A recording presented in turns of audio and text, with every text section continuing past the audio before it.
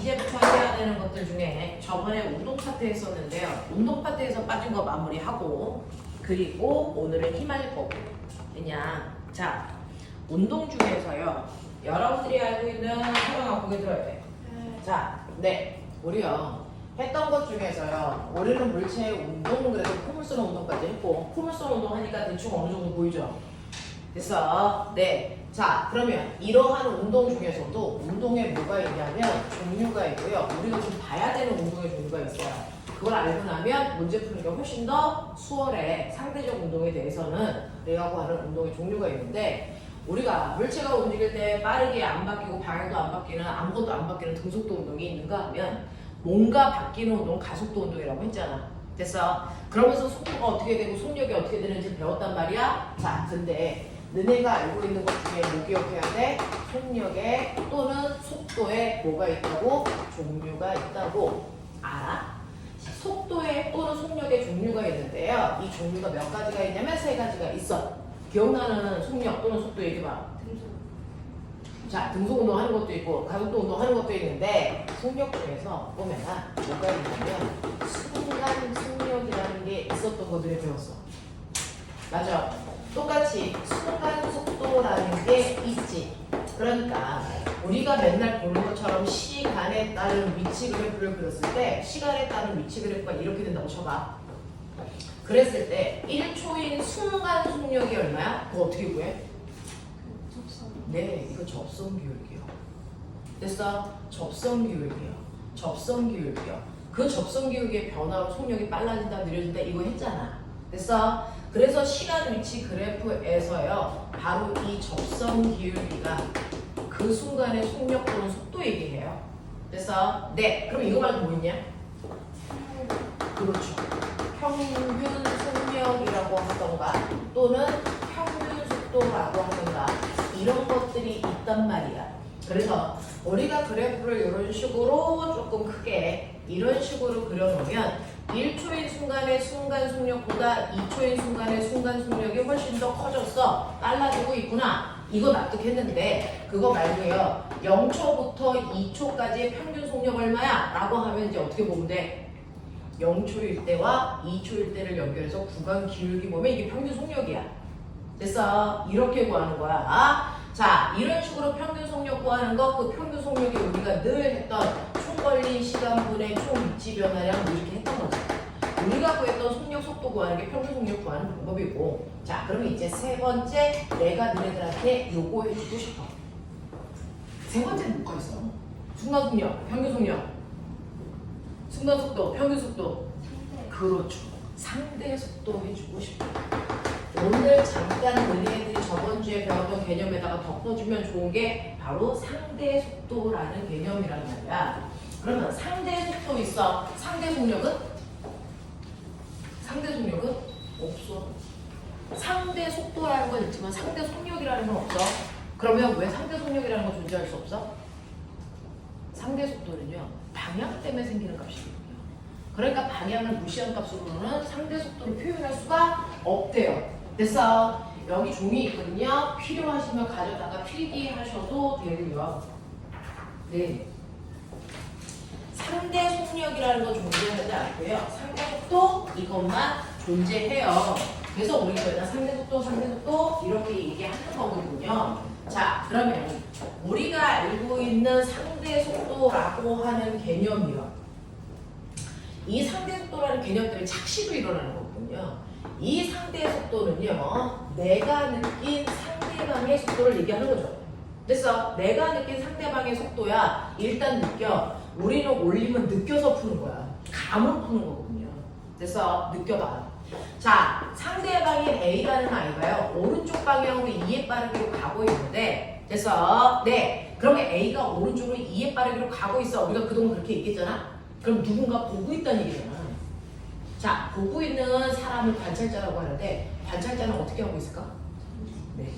모든 물체의 운동을 관찰하는 관찰자는 항상 정지된 상태로 물체를 보고 있는 사람 입장에서 물체의 운동을 설명한 거야. 이게 우리가 알고 있는 모든 물체의 빠르기를 표현하는 뉴턴식 빠르기란 말이야.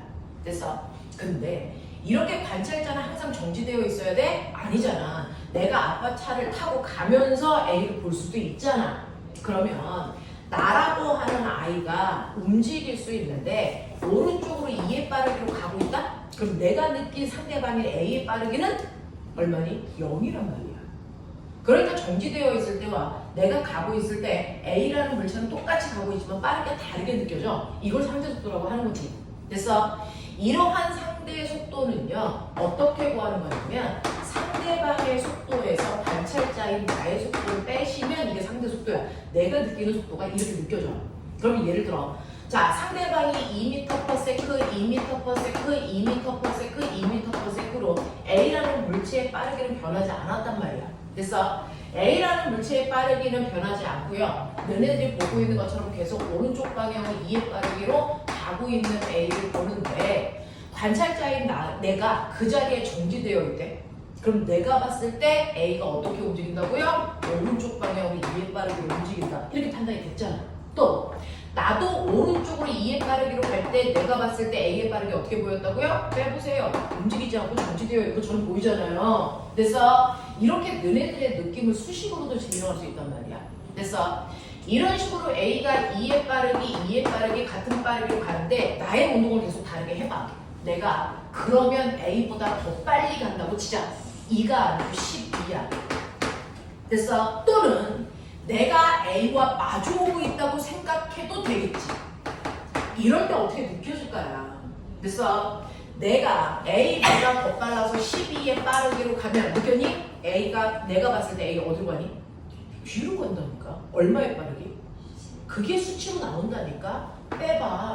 뒤쪽 방향. 나와는 반대 방향으로 10의 빠르기로 가는 것처럼 보인다. 나오지. 또 마주오고 있어. 그러면 나의 속도 방향. 그래서 속도라니까. 속도 방향은 마이너스 방향으로 오고 가잖아. 그러면 관찰자인 나의 빠르기를 빼면 되니까 꼬맹아 마주 올 때는요 상대방이 그 방향으로 더 빨리 가는 것처럼 느껴지잖아. 그래서 우리가 전철을 타고 서로 마주 오는 전철을 보면 대단히 빨리 가는 것처럼 보여. 왜? 나의 속도를 합한 만큼 걔가 움직이는 것처럼 보이기 때문이야.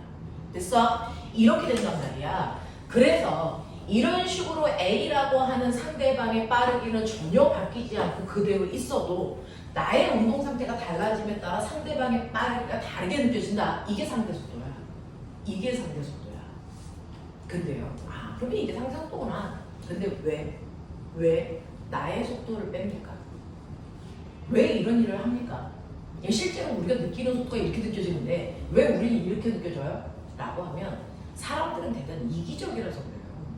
실제로 사람들은 내가 뭘 하고 있더라도 그래서 내가 사물을 볼 때 나 스스로가 뭐 되어 있다고 느끼니?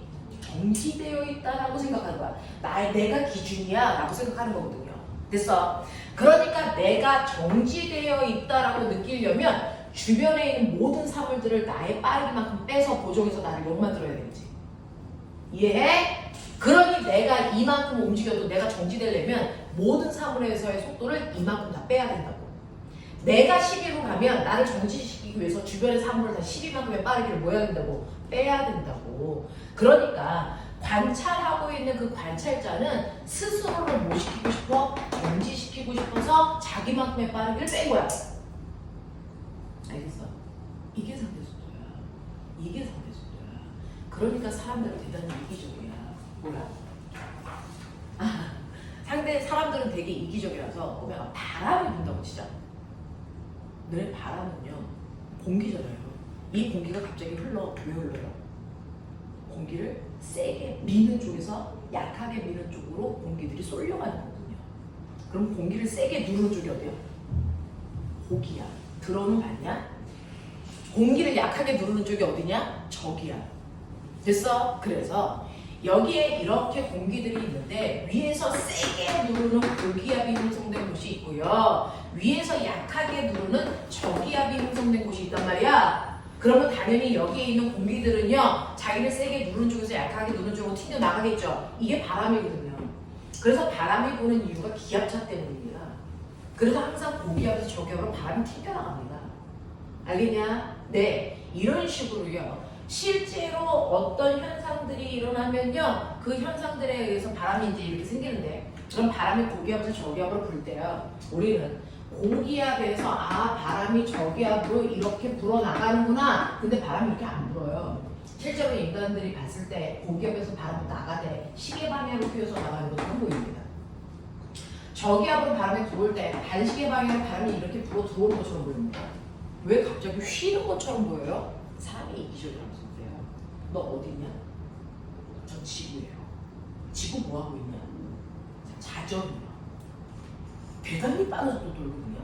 그러니까 고기압에서 저기압으로 바람이 이렇게 오고 있어. 직선으로. 바람은 직선으로 와. 근데 내가 지금 타고 있으니까 내가 뭐해? 돌아. 보이냐? 이게 동시에 돌아요. 그러면 인간의 입장에서는 맨 처음에 나의 배꼽을 향해서 오던 바람이 내가 이렇게 휘니까 나의 옆구리 쪽으로 오는 것처럼 보이죠. 그걸 자기중심적으로 표현하면 뭐야? 바람이 오다가 옆구리 쪽으로 휘었다야. 그래서 바람이 휘어서 부는 것처럼 보이는 거죠. 그래서 이게 지구가 자전하기 때문에 나타나는 상대적이야. 알겠냐? 이런 식으로요. 관찰자인 사람들은요, 자기 자신은 정지되어 있다는 착시를 느낍니다.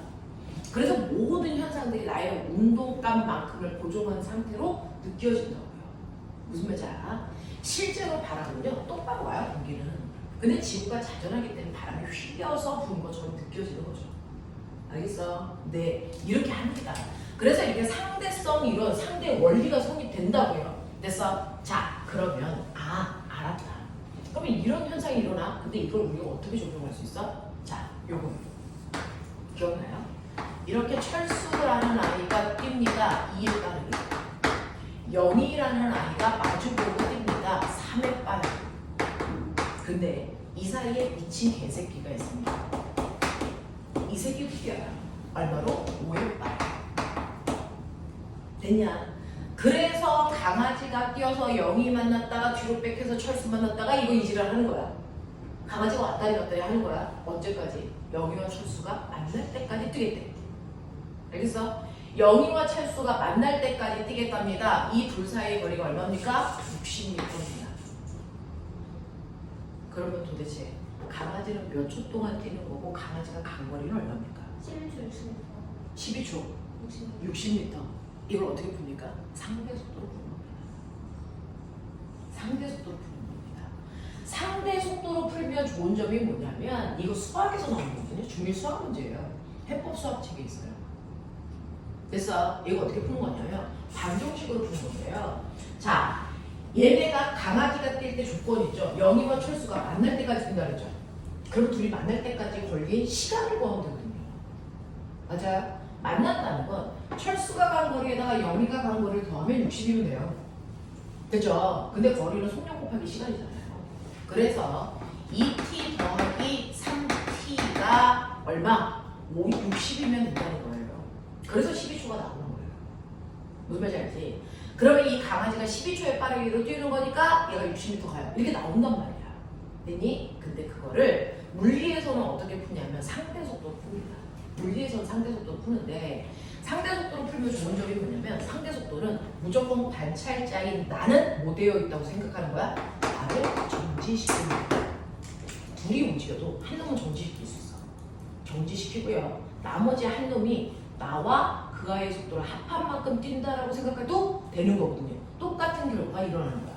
됐어? 그러니까 나는 정지되어 있는데 그래서 마주오는 자동차가 혼자서 얼마? 7의 빠르기로 나를 향해 오고 있어 라고 해도 됐어? 똑같은 효과가 나타난다. 상대방이 2로 나한테 다가오고 내가 5로 가고 됐어? 이 상황을 나는 가만히 있는데 상대방 혼자서 7로 나한테 와. 그래도 똑같은 효과가 나타난다. 무슨 말인지 알아? 이거거든요. 그러니까 상대 속도는 관찰자인 둘 중에 하나를 정지시킬 수 있는 대단히 흔한 사고야. 그러니까 나는 정지되어 있는데 얘 혼자 얼마로 뛰는 거니? 빨리 봐. 5로 뛰는 거야. 그러면 5의 빠르기를 60 가야 돼. 몇 초 걸리겠어? 12초. 나오지. 그러면 12초 동안 얘가 뛰니까 60m 가는 거야. 이런 거야. 그러니까 서로 다른 물체가 하나가 아니고 두 개가 동시에 움직일 때요. 걔네들은 상대 속도로 풀면 한 물체만 움직인다고 생각해도 되는 거지. 그래서 되게 간단해진단 말이야. 이런 문제를 우리는 어떻게 푸냐면 한 물체가 떨어진다. 근데 한 물체는 바닥에서 던져 올린다? 그러다가 이 둘이 만난다? 여기 어딘가에서 충돌을 한다고. 되겠어요? 그러면 실제로 얘네들의 높이가 얼마? 80m예요. 여기서 밑에서 던져 올린 아이의 속력이 40이에요. 됐어? 얘는 자유낙하 시킬 거예요. 이거 A고 이거 B예요. 둘이 몇 초 만에 만납니까? 만나는 순간에 높이는 얼마입니까? 이런 게 나오는 거야. 이게 상대 속도야. 근데 신기하죠? 얘는요, 빠르게 바뀌어 안 바뀌어? 안 바뀌니까 상대 속도 구하는 게 쉬워. 얘네들은 빠르니까 뭐해? 매 순간 달라져. 근데도 상대 속도가 쉬워. 왜요? 잘 봐. 이 새끼 A, 이 새끼 A. A는 자유낙하야. A는 자유낙하니까 처음에 손을 놓는 순간 A의 속도 얼마가 되니? 이거 0. 그 다음 1초 지나면 얼마? 10. 그 다음 얼마? 20, 30, 40의 속도로 아래 방향으로 움직여. 맞냐? 거기에 비해서 B는 뭐하냐? 던져 올려. 됐어? 그러면 맨 처음에 얘는 뭐하니? 위쪽 방향으로 40의 속도로 갔지. 근데 1초 지났어. 얼마야? 마이너스 30. 초당 속도가 10씩 줄어야 되잖아. 중력 때문에. 됐어? 그러니까 위쪽 방향으로 30이 되지. 그 다음에 또 이쪽 지나면 위쪽 방향으로 20, 위쪽 방향으로 10, 그 다음 0 이렇게 될 거 같잖아. 맞아? 그랬을 때 오메가 B를 관찰자로 한다면 B가 본 A의 상대 속도, 상대방의 속도에서 관찰자의 나의 속도 빼면 된다 그치? 그러니까 빼봐. 얼마나 올라? 40m. 그러니 실제로 B의 입장에서 자기는 그냥 바닥에 가만히 있는데 A가 나를 향해서 40이라는 등속도로 내려오는 것처럼 보여. 등속도로 내려오는 것처럼 보여. 신기하지? 그러면 40이라는 등속도로 내려오면 80m 내려오면 돼. 몇 초 걸리면 돼? 2초 만에 나한테 와. 그러니까 얘네들이요. 실제로는 얘가 2초 동안 올라가고 2초 동안 내려와 어떤 높이에서 두 개가 충돌했어요. 이 얘기야. 그러니 이렇게 어떤 물체가 움직일 때 둘이 만나는 시간을 우리 물리에서 충돌 시간이래요. 이 충돌 시간은 A와 B의 상대 속도 분의 됐어? 둘이 처음에 떨어져 있는 거리를 나누시면 충돌 시간이 나와요. 하겠어? A와 B 사이에 원래 떨어져 있는 거리가 80이고요. 둘의 상대 속도가 40이기 때문에 계산하시면 2초라고 하는 충돌 시간이 나옵니다. 그러면 얘네들이 충돌하는 높이는 얼마일까? 요거 구할 수 있죠. 무슨 말인지 알아? 그게 궁금해. 그럼 2초 만에 충돌하는 건 알겠는데 충돌하는 높이는 지면으로부터 몇 미터 높이야? 라고 하면 실제로는 2초 동안 B가 올라간 높이 구하시면 돼요. 맞죠? 네. 그러면 2초 동안 B가 올라간 높이는 VT 그래프에서 얘가 80에서 시작해서 속도가 일정하게 줄겠죠? 그래서 2초가 되면 속도가 얼마일까요? 이거 얼마니? 1초에 10씩 주니까 아니 맨 처음에 40으로 넣었지. 2초니까 얼마 되니? 20이겠지. 그러면 얘 평균 속력 얼마? 30. 30이라는 평균 속력으로 2초 동안 간 거지. 얼마? 60. 얘 60m 올라가서 충돌했어요. 그 얘기야. 하겠어. 하겠어. 이런 거야. 이런 게 상대 속도야. 이런 게 상대 속도야. 그래서 아까 너네가 문제 풀었던 거 기억나니? 너네가 아까 문제 풀었을 때요. 상대 속도로 풀면 훨씬 편한 문제가 있었어. 뭐가 있었냐면요.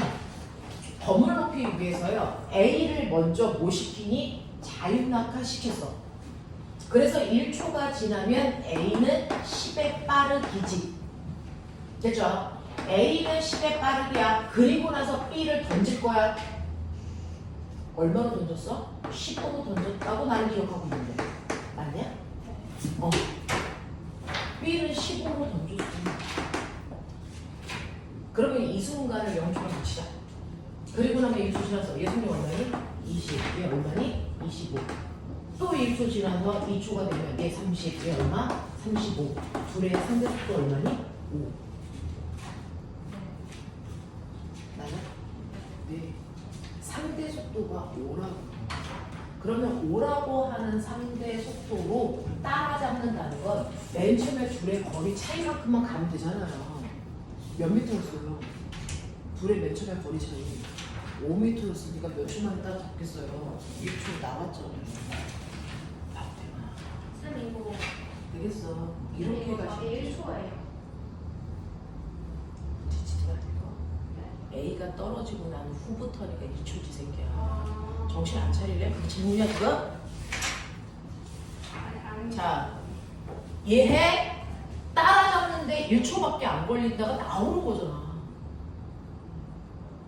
자, 이해 안 되는 거 빨리 해봐. 왜냐면 너네는 엄청나게 폭발적으로 어려운 문제를 풀 건데 그러려면 기초가 튼튼해야 되거든. 그래서 딱 뽑아낸 거야. 그러니 빨리 얘기해. 맨 처음에 A와 B 사이의 거리 차이가 얼마였어? 네, 5m였어요. 그러니까 사실은 A의 입장에서 나는 가만히 있는데 얘가 나를 5m만 따라오면 두 개가 충돌하겠다는 거잖아.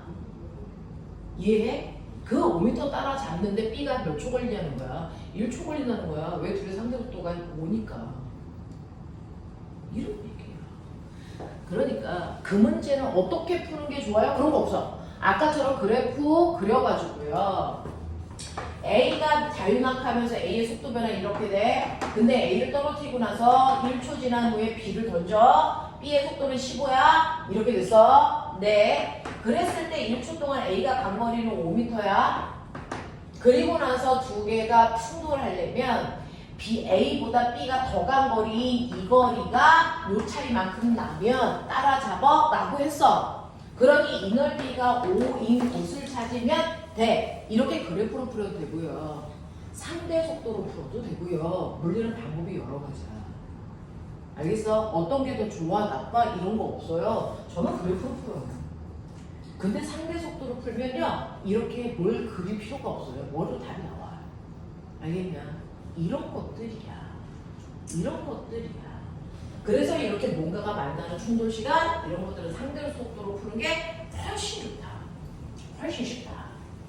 그래서 이런 것들이거든요. 그래서 뭔가를 풀어나갈 수 있는 또 다른 쉬운 방법들이 있어. 그런 것들을 배우는 거야. 그런 것들을 하려고. 됐어? 이게 상대 속도야. 괜찮죠?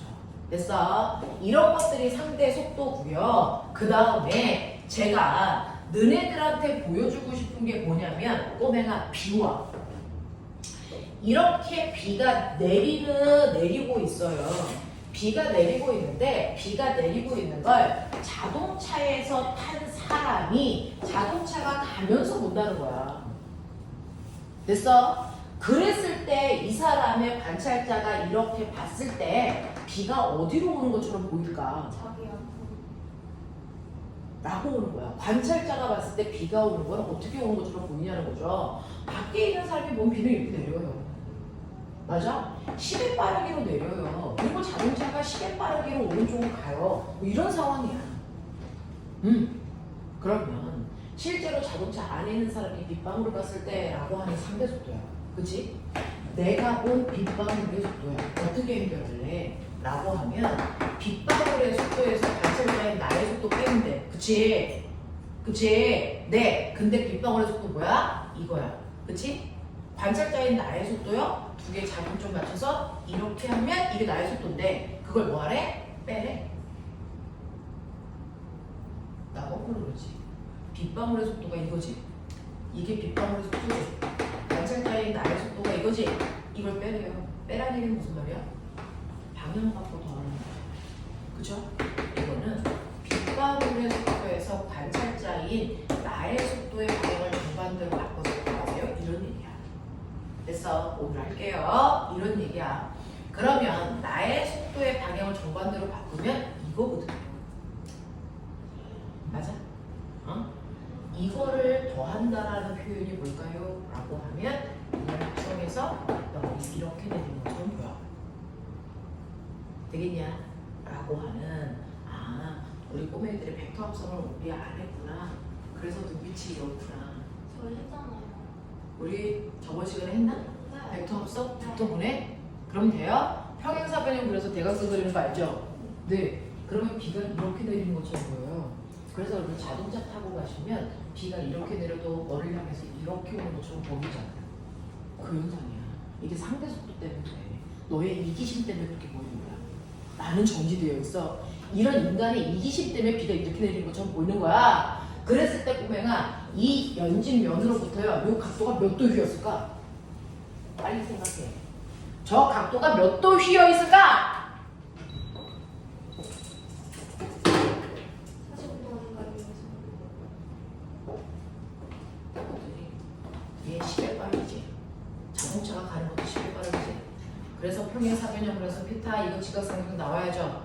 그럼 이거 1대1 때 루트 2니까 빗방울이 이쪽으로 10루트 2에 빠르게 떨어지는 것처럼 보이면서 얘는 연직면으로부터 몇 도? 45도 들어오겠죠. 그 얘기하는 거죠. 그렇구면 조금만 더 가. 그럼 자동차의 속도를 더 내면 어차피 빗방울 떨어지는 속도는 안 바뀌어. 자동차의 속도를 더 내면 각도가 달라지. 그렇죠. 각도가 놀랍죠. 얘가 이렇게 되겠죠. 자동차의 속도를 더 낼수록 그래서 수평 성분이 더 길어져야 되니까 이 각도가 연직면으로부터 더 거칠 수밖에 없어. 이해돼? 이해돼? 이렇게 되거든요. 그러면 이 각도를 통해서 관찰자가 타고 있는 자동차의 속도를 알 수 있다고요. 맞냐? 알겠냐? 그래서 거꾸로 이 각도 주고 자동차의 속도 얼마나 이렇게 물어본다고. 이해되겠어? 이해되겠어? 이런 얘기야. 이런 얘기야. 근데 이거 어디서 써? 선생님 천체물리학가 나왔거든요. 태양을 중심으로 누가 돌아? 지구가 공전을 해. 그렇지? 지구가 공전하는 거 어떻게 알아? 그 우주에서 지구를 이렇게 보지 않으면 지구가 움직인다는 걸 우리 못 느껴. 내가 타고 있으니까. 알 수 있는 방법이 있어. 실제로요. 여기서 이렇게 별빛이 이렇게 오고 있는 거 아세요? 별빛이 이렇게 오고 있죠. 저기 있는 별빛이 이렇게 오고 있어요. 그러면 지구가 이렇게 공전할 때 보면 이 별빛이 어떻게 보이니? 휘어서 보이겠죠. 이해돼? 별빛이 빛처럼 이렇게 쏟아지고 있어. 별빛이. 근데 지구가 이렇게 버스처럼 가버리잖아. 그럼 지구에서 봤을 때 별빛이 이렇게 휘는 현상이 생겨. 그걸 통해서 지구의 공전 속도를 알 수 있어. 이걸 우리는 광인차라고 해요. 이런 거야. 이런 거야. 신기롭지? 이런 거야.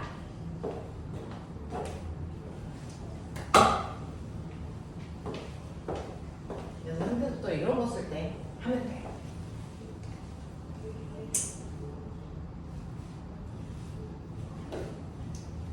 그죠? 그래서 속도의 개념들을 다 해석합니다. 속도는 순간 속도도 있고 평균 속도도 있고 상대 속도도 있는데 상대 속도가 가지고 있는 의미가 이런 거야. 되게 좋아. 재밌어. 됐어? 이런 식으로 해보시면 되는데 너 느껴봐. 왜 아까 공이 자유낙하하고 내가 던져 올렸는데도 왜 등속으로 보여? 아까 등속 아니었잖아. 공은 자유낙하니까 속도 빨라졌잖아. 던져 올린 공은 연지 상바니까 속도가 줄었잖아.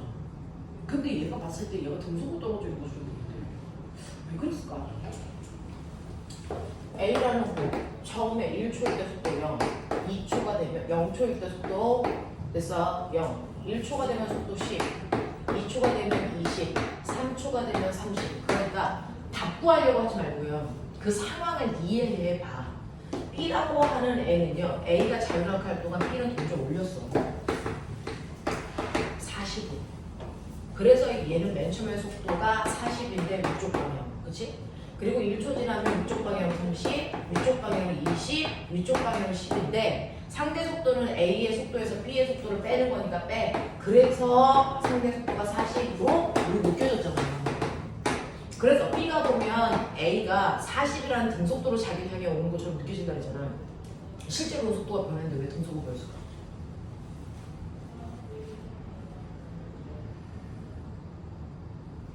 상대 속도가 왜 그러냐면 A가 속도가 늘어나는 만큼 B의 속도는 뭐예요?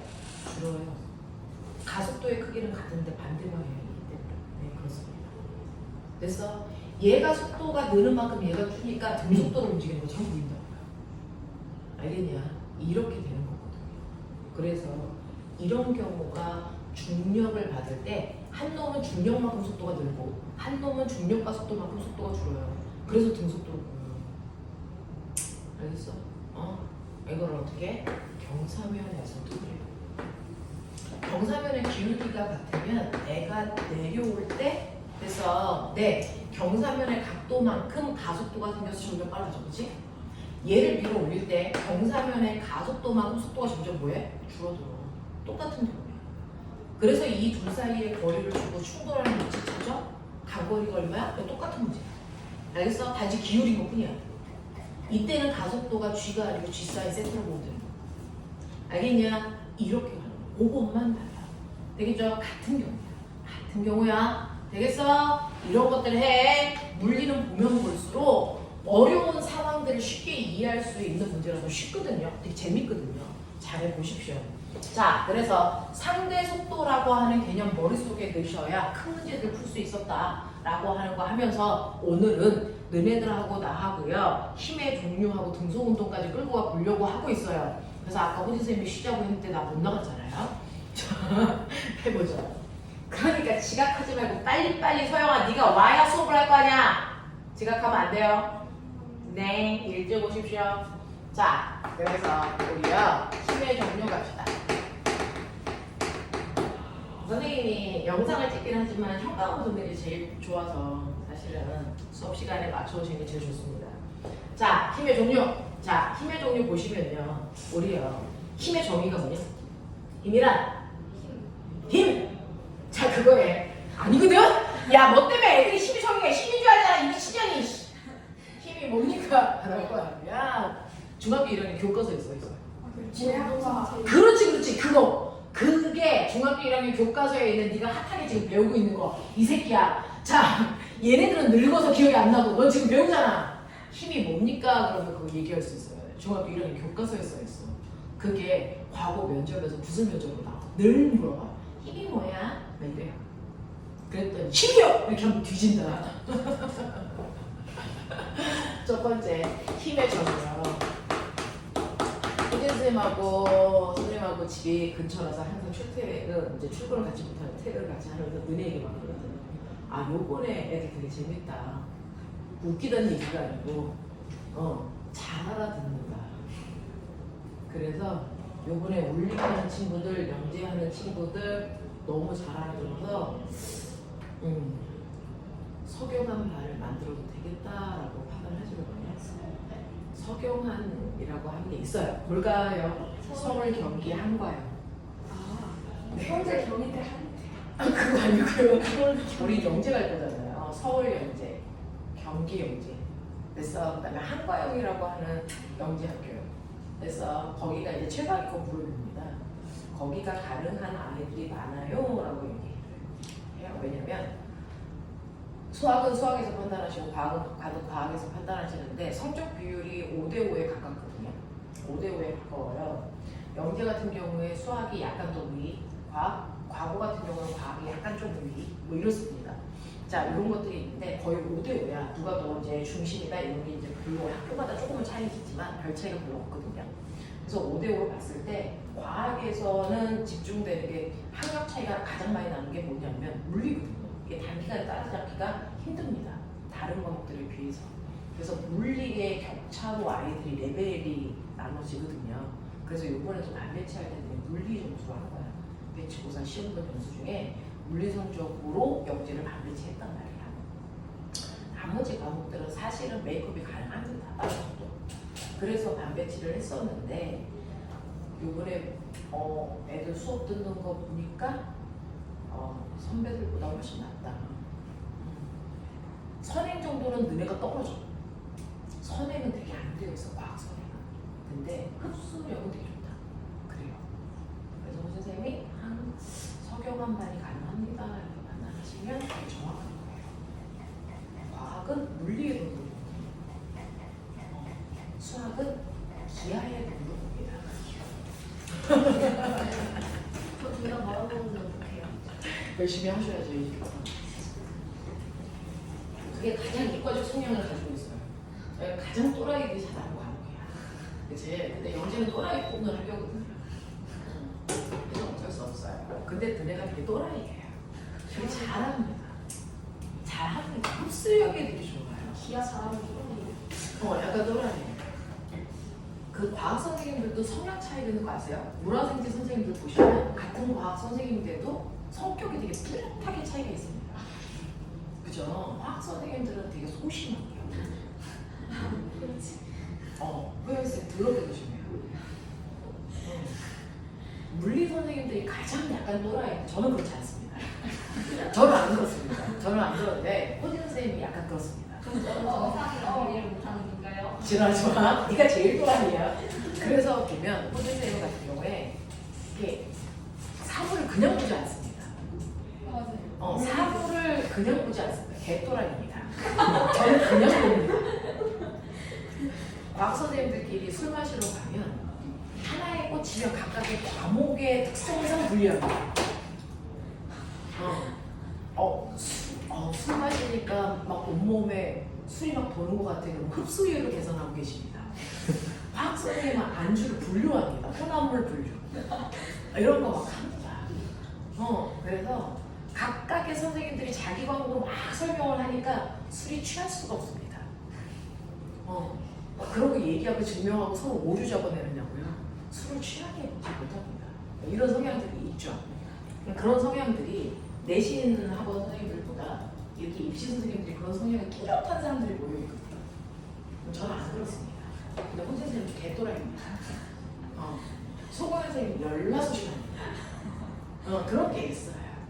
그런 게 있어요. 희라쌤이 약간 물리스럽습니다. 잘 보십시오. 희라쌤도 약간 독특합니다. 그런 성향이 있죠. 희라쌤도 천체물리점이라서 그런 성향이 좀 있으십니다. 네. 자, 그래서 보시고 수학 선생님들의 성향은 여러분들이 판단하시면 돼요. 제가 뭐라고 하기가 좀 그렇습니다. 그래서 수학 선생님들 기하, 예수, 조합 좀 다릅니다. 좀 다릅니다. 풍치도 다릅니다. 그런 게 있습니다. 자, 보시면 힘의 정의요. 힘이 뭐예요? 그러면 중학교 1학년 교과서에 있는 힘이란 물체, 모양 또는 뭐를 운동, 상태를 부시키는, 변화시키는 뭐다? 능력이다. 입니다. 물체의 모양 또는 운동 상태를 변화시키는 유일한 능력이 힘이야. 됐어? 네. 그래서 보면 착각하지 마. 내가 힘 주고 있니 안 주고 있니? 안 주고 있죠. 왜? 안 변했으니까. 그겁니다. 물리에서는요. 네가 손을 발발 떨고 있어. 그러니까 넌 힘을 주는 거야. 병신이야. 됐어? 힘은요. 힘을 줬니 안 줬니는 날 보는 게 아니고 힘을 받은 물체를 보고 계셔야 돼요. 그 물체가 힘 때문에 뭔가가 바뀌어야 내가 힘을 준 겁니다. 근데 변한 게 없으면 힘을 준 게 아닙니다. 됐죠? 이런 식으로요. 물체의 모양 또는 운동 상태를 변화시키는 능력이 힘이고 그 변화량이 힘의 크기야. 알겠어? 이런 것들이 보거든요. 그 중에서 첫 번째요. 물체의 모양을 변화시키는 걸 우리가 변형했다 이렇게 표현합니다. 됐죠? 변형시켰다 이렇게 표현하죠. 힘을 줬을 때 변형되는 게 뭐 있습니까? 여러분들이 종이를 찍는 것도 변형하는 거고요. 됐어? 네. 부러뜨리는 것도 변형하는 건데 그걸 이용한 도구가 있죠. 뭐 있습니까? 용수철. 그거 늘어난 길이가 변형된 길이야. 됐어? 그 변형된 정도로 뭐제니? 사람들 몰라줬죠. 힘 좀 크기를 잽니다. 그래서 용수철 저울은 힘의 크기를 재는 저울이 되는 거예요. 그 변형된 정도를 가지고. 됐어? 이렇게 되는 겁니다. 그 다음에 운동 상태라고 하는 거는 여러분들이 알고 있는 것처럼 뭘 얘기한다? 물체가 움직이는 빠르기와 방향인데 이 빠르기와 방향을 얼마나 변화시켰어? 그게 힘에 의한 효과예요. 알겠어? 자, 그래서 힘을 줬을 때 모양만 바뀌는 경우도 있고 빠르기만 바뀌는 경우도 있고 모양과 빠르기가 다 바뀌는 경우도 있어요. 됐어? 모양과 빠르기가 다 바뀌는 경우는 언제야? 날아오는 공을 빵 하고 칠 때요. 됐어? 날아오는 공을 빵 하고 칠 때요. 여러분들 공이 순간 얘랑 부딪히는 그 순간 찌그러졌다 펴지면서 반대편으로 날아가거든요. 그래서 날아오는 공을 차거나 치는 경우가 변형과 운동 상태가 동시에 바뀌는 경우야. 됐어? 이런 것도 있단 말이야. 그래서 이렇게 물체의 모양이나 운동 상태를 변화시킬 수 있는 유일한 능력, 이거 힘이라고 합니다. 그쵸? 그러면 그러한 하나의 힘을 사람들이 모두 다 알 수 있게 힘을 뭐합니까? 힘을 표현해 주는데 힘을 표현할 때는요. 그 힘이 가지고 있는 특성들을 잘 나타내게 표현해 줘야 되잖아. 그럼 이 하나의 힘이 가지고 있는 특성이 힘의 3요소가 있대요. 중학교 1학년 때 했습니다. 뭐냐? 힘의 방향, 크기, 작용점. 그쵸? 안한 척 좀 하지 마. 됐죠? 네. 그래서 힘의 크기에 따라 여기 있는 물체의 운동 상태의 변화가 달라. 됐죠? 힘을 주는 방향에 따라서 운동 상태가 또 다르고요. 또 힘을 여기다 줬어, 여기다 줬어에 따라 또 달라. 힘을 여기다 주면 이 새끼 쓰러져. 맞죠? 근데 여기다 주면 밀려가잖아. 그래서 힘을 준 지점에 따라 나타나는 효과가 또 다르잖아. 그러니까 힘은요, 그 힘을 어디다 줬냐? 힘의 작용점, 힘의 방향, 힘의 크기, 이게 하나의 힘을 이루는 세 가지 요소고, 이 세 가지 요소를 가장 간단하게 표현할 수 있는 게 뭐였다고? 화살표였다고. 그래서 화살표의 똥꼬가 힘을 준 지점에 찍어야 돼. 나 여기다 힘 줬어. 이게 작용점이야. 그리고 화살표의 방향이 힘의 방향이고요. 화살표의 길이가 힘의 크기인데, 우리가 시험지로 문제를 풀다 보니까 힘의 크기에 비례해서 화살표 길이를 그릴 수가 없으니까 그냥 그려놓고 10뉴턴, 20뉴턴 쓰는 것 뿐이지, 원래 그 길이가 힘의 크기를 나타냈어야 돼요. 됐어? 네. 이렇게 됩니다. 이러한 힘이 물체의 운동 상태란 모양을 변화시킬 건데, 보면 이러한 힘이요, 물체의 운동 상태를 변화시키는 이러한 힘은 그 힘이 어떻게 만들어졌어? 힘의 근원에 따라서 힘의 종류를 나눈 겁니다. 이걸 중1 때 배웠습니다. 힘의 종류. 힘의 종류. 야, 네. 적어도 중1은 나왔잖아. 힘의 종류 몇 가지? 힘이 만들어진 근원에 따라서 힘의 종류를 얘기하면요. 됐어? 네. 중학교 때 6가지 정도로 정리합니다. 학교를 안 다닌 기억이 있어. 그날 저는 결석한 것 같아요. 그쵸? 여러분들이 알아두셔야 되는 이러한 힘의 종류가 몇 가지가 있는데요. 6가지가 있는데, 아니거든요. 그거 고등학교 때 쓰는 거거든요. 자, 힘이 6가지가 있는데 이 6가지의 힘을 분류합니다. 분류해요. 감도 못 잡겠죠. 감도 못 잡겠죠. 힘을 6가지가 있는데 그걸 2가지로 나누는데요. 접촉해야만 작용하는 힘. 학교 왜 안 다니고 지랄이야? 접촉해야 작용하는 힘이 있고, 또 뭐가 있습니까? 떨어져 있어도 작용하는 힘이 있어. 진짜 황당하다. 자, 그 중에 접촉되어 있을 때만 생기는 힘이 뭘까요? 마찰. 그렇죠. 그게 바로 마찰력이고요. 그 다음에 두 번째가 뭘까요? 탄성력. 물체가 요소에 매달려 있어야만 생기는 힘이거든요. 그 다음에 또 뭐가 있을 것 같니? 구력. 물체가 물속에 들어가 있어야 되거든요. 이 세 가지가 접촉되어 있을 때만 작동하는 힘입니다. 맞는 얘기죠? 맞는 얘기야. 떨어져 있어도 작용하는 힘 또 3개 있어. 그렇죠. 중력. 그래서 하늘을 날고 있는 새도 중력 받습니다. 또요. 전기기가 쓸게야. 그런 게 있었어. 또 자기력. 이렇게 6개야. 힘은 근원에 따라 6개로 나누는데요. 그 6개의 힘의 특성에 따라 중학교 1학년 때 이렇게 분류합니다. 기억이 없는 거죠. 그렇죠? 그래서 힘은 접촉해야만 작용하는 힘과 떨어져 있어도 작용하는 힘으로 분류돼요. 그치? 오늘 이 힘에 대해서 배울 거란 말이야. 되겠어? 그 중에서 떨어져 있을 때도 작용하는 이 3가지 힘이지. 얘네들도 이거와 얘로 찍는다? 뭐가 다를까? 얘하고 얘네들은 달라. 뭐가 좀 달라? 안 물어볼게. 중력은 인력만 작용해. 근데 전기력과 자기력은 인력이 작용할 수도 있고 천력이 작용할 수도 있지. 들으면 다 맞는 말이야, 그치? 몰라서 그런 거지. 맞는 말이네요. 네, 선생님 잘하시네요. 이런 거죠. 자, 그러면 기본적으로요. 여러분들이 알고 계셔야 되는 힘이 첫 번째는 뭐가 있냐면 마찰력이라고 하는 이쪽에서 작용하는 힘에 대해서 설명해 볼게요. 사실은 이거는 물투 과정에 없습니다. 저 새끼들도 모르는 거예요. 그래서 그래서 쟤네들은 저반에서 하신답니다. 그래서 우리 여기서 해요.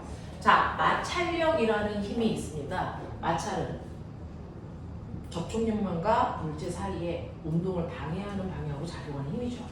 그래서 운동을 방해하는 성질, 일반적으로 그렇습니다. 물체의 운동을 방해하는 성질이 마찰력이고 이 성질의 크기를 마찰력이라고 합니다. 물체의 운동을 방해하는 걸 마찰. 그래서 그 성질의 크기를 마찰력 이렇게 한단 말이야. 그래서 보편적으로 물체의 운동과 반대 방향으로 작용을 하는데 우리 중학교 1학년 때 실험이라는 걸 좀 해요. 자, 마찰력의 크기는 뭐에 따라 달라진다? 접촉면에 접촉면의 거칠기 또 무게 이거잖아요. 그러니 얼음파에다가 똑같은 물체를 놓고 밀 때와 사포 같은 뻗치곳이 있을 때 물체를 놓고 밀 때 얘가 밀 때까지 힘을 줬을 때 똑같은 물체지만 드는 힘의 크기가 달라. 왜? 마찰이 다르기 때문이야. 됐죠? 그러니까 마찰력의 크기를 결정하는 건 첫 번째 지성이가 얘기한 것처럼 물체와 바닥 사이의 거칠기인데 물체와 바닥 사이의 거칠기를 우리가 멋진 말로 뭐라고 그러는 줄 알아? 이거를 마찰계수 이거를 뮤라고 써. 화학에서 나온 것 같은데. 화학에서도 이런 거 해. 자, 마찰계수 그래서 뮤라고 해. 됐죠? 이렇게 써. 그러니까 어떤 애는 마찰계수가 0.1이야. 어떤 애는 마찰계수가 0.2야. 그러면 얘보다 얘가 2배 거칠어. 이런 뜻이야. 알겠어? 느껴? 오케이. 자, 그 다음에 두 번째. 아까 재혁이가 얘기한 처럼 무거울수록 그랬어요.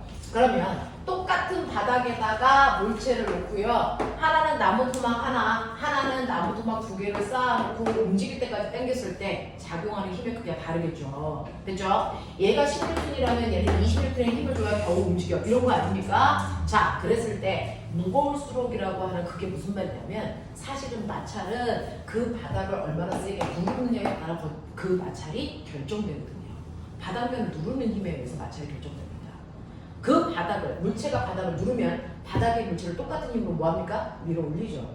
바닥면에 밀어 올리는 힘을 우리 뭐라 그럴까? 수직항력이라고 하는 거예요.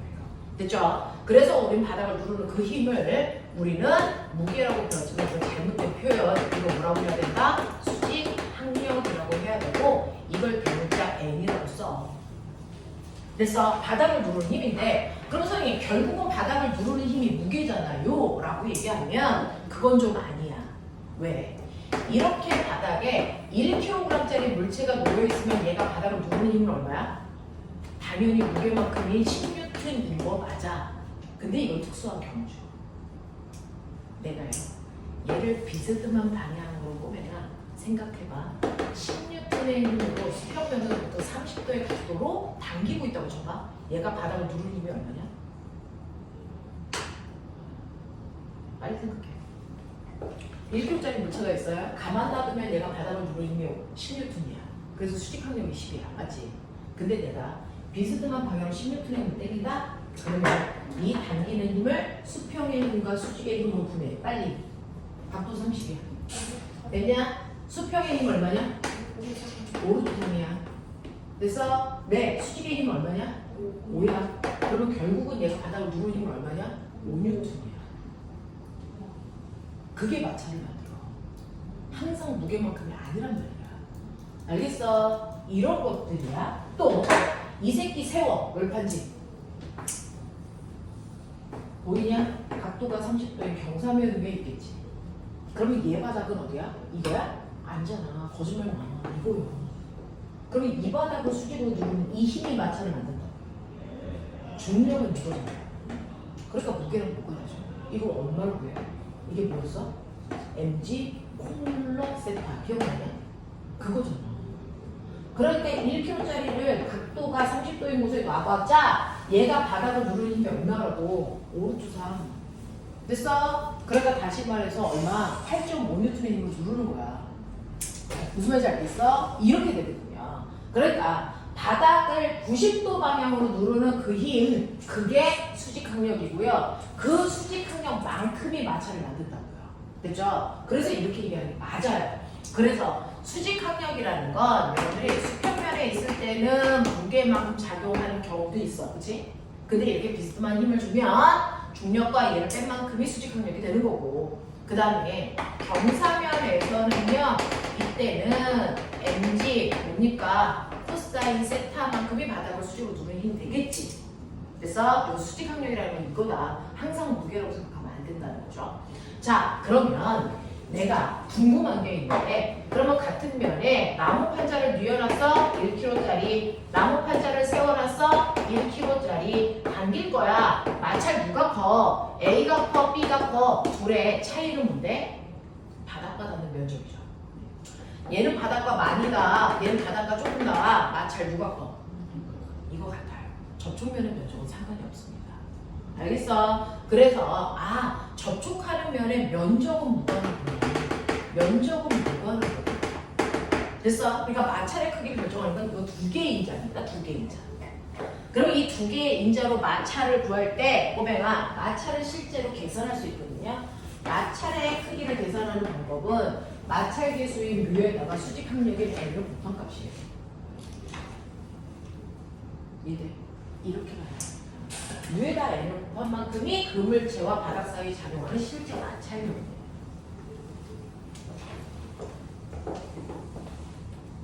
근데 마찰의 종류 있는 거 아세요? 마찰의 종류. 우리 마찰력고 있는데 마찰에도 종류가 있어요. 정지 마찰력, 최대 정지 마찰력, 운동 마찰력 이렇게. 그러니까 마찰력이 한 종류가 아니야. 되겠냐? 세 종류의 마찰력이 있는데 이렇게 바닥에 꼬매가 여기에 10kg짜리 물체가 있는데 내가 이 새끼를 당겼다? 근데 10N의 힘을 주니까 안 움직여. 마찰력 얼마게? 10N이죠. 합력이 0이어야 정지되니까. 10N의 힘으로 따겼더니 안 움직여요. 그랬더니 어떤 애들이 마찰력이 10보다 커요. 이렇게 하면 뒤로 간다 이 새끼야. 무슨 말인지 알지? 선생님, 그래서 제가 20N의 힘을 줬는데 안 가요. 이때 마찰력 얼마 됐어? 20대. 무슨 말인지 알아? 내가 30N의 힘으로 당겨도 여전히 안 가요. 그럼 이때 마찰력 얼마 된 거야? 30이 된 거야. 그러니 물체가 이렇게 정지되어 있을 때요, 외부에 힘을 줄 때 마찰력도 힘만큼 커지면서 변합니다. 정지되어 있을 때. 그러니까 여러분들이 10N의 힘을 주면요, 이때 이 아이의 마찰력이라고 하는 크기는 네가 준 힘만큼 10N만큼의 마찰력이 작용하고 있는 거야. 근데 네가 20N의 힘을 땡겨? 그럼 물체한테 20N의 마찰력이 생기는 거야. 알겠어? 30N의 힘으로 땡겨? 그러면 그 순간 물체의 마찰력 얼마라고? 30이라고. 그러니까 정지된 순간의 마찰력은 변합니다. 외부에서 작용한 힘만큼 마찰력이 생겨요. 정지되어 있는 동안. 근데 그럼 저는 절대로 못 움직여요? 아니죠. 제가요, 견딜 수 있는 한계가 있어요. 안 간다고 버틸 수 있는 한계가 있단 말이죠. 그래서 얘는 언제까지 버티냐면 30까지 버틴다고 시작. 그러면 30보다 0.00001이라도 더 큰 힘을 주면 그 순간부터 가요. 알겠어? 그러니 얘가 이렇게 정지한 순간에 작용하는 마찰력을 우리 뭐라 그런다? 정지 마찰력이라고 한다. 그 중에서 버틸 수 있는 최대한의 마찰력을 뭐라 그런다? 최대 정지 마찰력이라고 한다. 얘는 최대 정지 마찰력이 30이 나요. 근데 내가 그거보다 0.00001이라도 더 크게 주면 그 순간 물체는 뭐 하기 시작한다고요? 움직여요. 그럼 그때부터는 뭐? 운동 마찰력의 영역입니다. 움직일 때. 근데 신기한 거 아세요? 운동하고 있는 동안 작용한 운동 마찰력의 크기는요, 최대 정지 마찰력보다 훨씬 작습니다. 그래서요, 마찰력의 종류는 이런 것도 있구나라는 걸 막 들어보십시오. 마지막 주에 이거를 관련된 현란한 문제들을 막 하게끔 할 거고. 그래서 올데이 주간에는 너 혼자서 앉아서 미친 듯이 계속 문제 풀고 욕 처먹고 집에 가고 이거 할 거니까 그냥 지금은 듣는 시간이니까 이런 게 있어 그러면 돼. 지금은 그거 하면 돼. 자, 마찰력은요,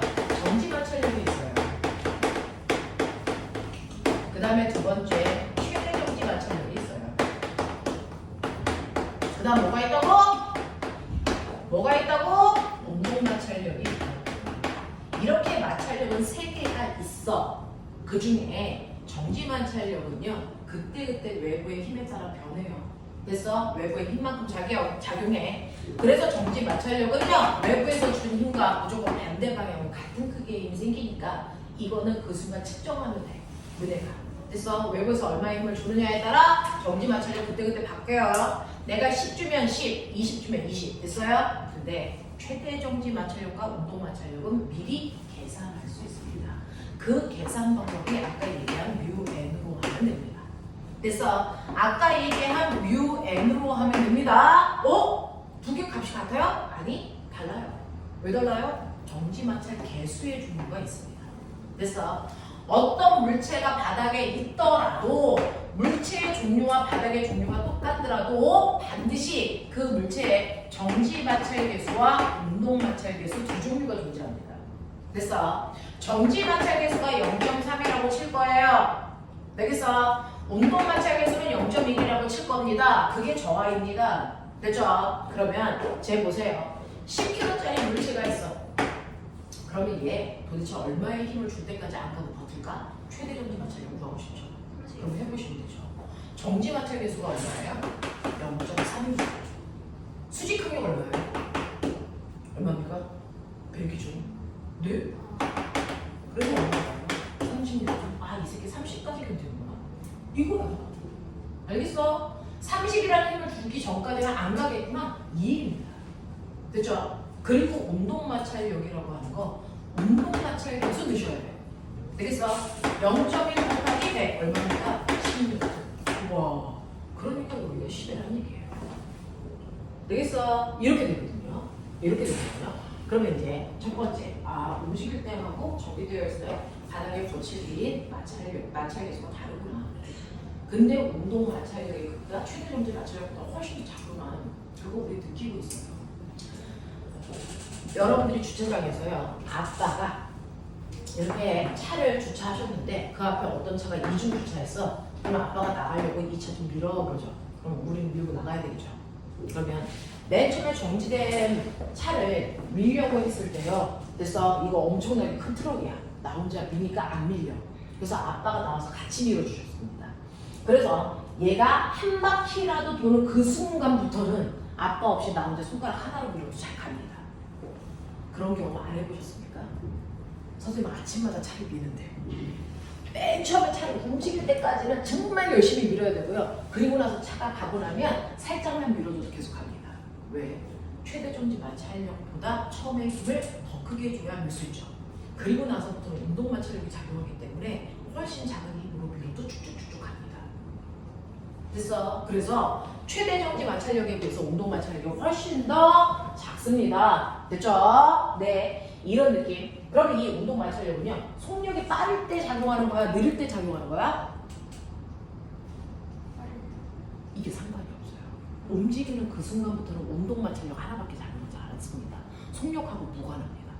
무슨 말인지 알겠어? 이렇게 되는 거거든요. 그래서 이런 식으로 최대 정지 마찰력, 운동 마찰력 이런 게 있다면 그러면 이제 느껴봐. 오, 그래, 얘는 그런 애야. 근데 내가 여기다가 그러면 50N의 힘을 줬어.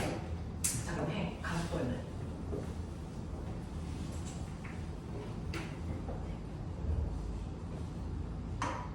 저 상황의 물체에다가 내가 50N의 힘을 줬어. 가속도 구하래. 5. 얼마? 얼마? 못 들었어. 4. 또. 4. 또. 5. 자, 이런 건데요. 보면 50N 줬어. 가속도의 크기 구해라 라고 하면요, 질량분의 알짜리죠. 그러면 질량이 10인 건 맞는데 알짜리이 그럼 50이니? 내가 준 힘이 다 물체를 운동시킬 때 쓰니? 아니죠. 왜? 내가 50N의 힘으로 미는 순간 물체와 바닥 사이에 뭐가 생긴다고요? 마찰이 생기죠. 자, 근데 내가 물어볼게요. 그럼 쟤 가요? 움직여? 판단해야죠. 움직여 안 움직여? 움직여요. 왜? 최대 정지 마찰력보다 크니까 가겠죠. 그럼 가는 그 순간부터는 무슨 마찰력밖에 안 작용해? 운동 마찰력밖에 안 작용해. 운동 마찰력이 얼마 작용하니? 10 작용해요. 그러면 이 물체의 알짜리는요, 내가 준 힘 50에서 운동 마찰력 얼마? 10을 빼. 그럼 얼마가 나와? 40이 그래서 가속도가 살아요. 되겠어? 이 얘기야. 우리는 물리원, 물리부가요. 마찰이 없는 상황을 설명합니다. 근데 그거 생물하죠. 지구상에 있는 모든 문제는 마찰이 있습니다.